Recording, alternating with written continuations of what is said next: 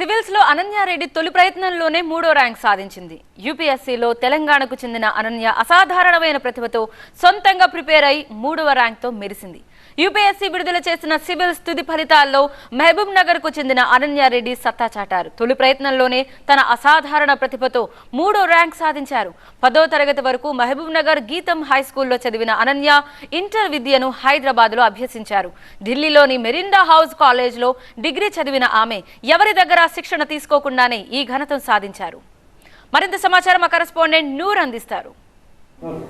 UPSC all India 3rd rank సాధించిన అనన్య పాలమూరు ముద్దు బిడ్డ అనేసి చాలామంది చెప్పుకొస్తున్నారు. దేశవ్యాప్తంగా చూసుకుంటే తెలంగాణని పెద్దగా చర్చాంశంగా మారింది. ప్రస్తుతం అనన్య మనతో ఉన్నారు. A3 అన్నది అది డెఫినెట్గా డ్రీమ్ అనే చెప్పాలి. సో చిన్నప్పటి నుండి కూడా సివిల్ సర్వీసెస్ అన్నది నా మైండ్లో ఉండింది. సో 2 years రెగ్రెస్ ప్రిపరేషన్ తర్వాత ఫస్ట్ అటెంప్ట్లో రావడం definitely the dream has got fulfilled. అంటే ఇక్కడ దాకా మీరు చేరుకోవడానికి ఎన్ని కష్టాలు పడ్డారు, ఎన్ని గంటలు మీరు చదివేవాళ్ళు, ఏ విధంగా మీ కుటుంబ సభ్యులు కావచ్చు, మీ తల్లిదండ్రులు కావచ్చు సహకారం అందించేవాళ్ళు?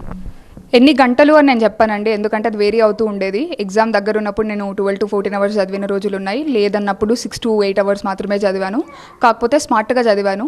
ప్రీవియస్ ఇయర్ పేపర్స్ తీసుకొని అలాగే ఫోకస్ ఏరియాస్ని చూసుకొని దాని ప్రకారం ప్లాన్ వేసుకొని నా స్ట్రెంగ్స్ అండ్ వీక్నెసెస్ చూసుకొని చేశాను. సో అది హెల్ప్ అయింది. పేరెంట్స్ ఇంకా ఫ్యామిలీ సపోర్ట్ అయితే డెఫినెట్లీ ఎక్స్ట్రీమ్లీ ఇంపార్టెంట్ అండి. జర్నీ అనేది చాలా ఛాలెంజింగ్గా ఉంటుంది కాబట్టి ఎమోషనల్గా కానీ మెంటలీ కానీ వాళ్ళ సపోర్ట్ అనేది extremely important. So they were very supportive. Telangana Palamuru బిడ్డ విజయం సాధించింది. రాష్ట్ర వ్యాప్తంగా సంబరాలు చేసుకున్నారు. చాలామంది కూడా పదే పదే మీకు ఫోన్ చేసిన పరిస్థితి. అంటే మీరు సమాజ సేవ చేయడానికి ఎలాంటి ప్రాంతాలు ఎంచుకునే అవకాశాలు ఉంటాయి?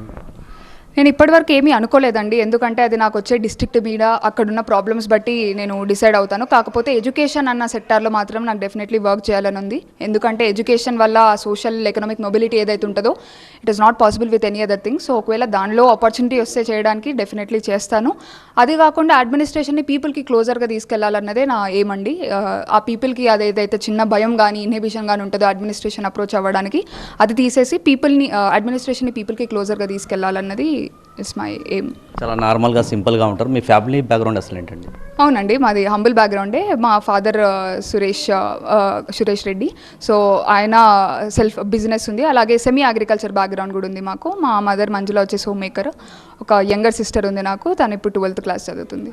ఈరోజు పాలమూరు అనేది దేశవ్యాప్తంగా మారుమోగుతుంది. చాలా సంతోషంగా ఉంది. అమ్మ మీరు చెప్పండి, మీ కూతురు చాలా అల్లరి చేసేది స్కూల్ రోజులు అనేసి చాలామంది ఫ్రెండ్సే చెప్తున్నారు. మాకు ర్యాంక్ వస్తుంది అనుకున్నాం కానీ ఆల్ ఇండియా 3rd ర్యాంక్ వస్తుందని మాత్రం ఎక్స్పెక్ట్ చేయలేదు. చాలా హ్యాపీగా ఉంది. చాలా హార్డ్ వర్క్ చేసి ఇంత వరకు వచ్చింది. తనకు తగిన రిజల్ట్ వచ్చిందండి. చాలా హ్యాపీగా ఉందండి. ఊహించినట్టే మా అమ్మాయి విజయం సాధించింది అనేసి తల్లిదండ్రులు అయితే చెప్పొస్తున్నారు. ఎక్కడ మనకు అవకాశం ఇచ్చినా కూడా అక్కడ ప్రజాసేవ చేయడానికి సిద్ధంగా ఉన్నానేసి అని చెప్పొస్తున్న పరిస్థితి. కెమెరా సాయి కిరణ్తో నూర్ మొహమ్మద్, TV9 హైదరాబాద్.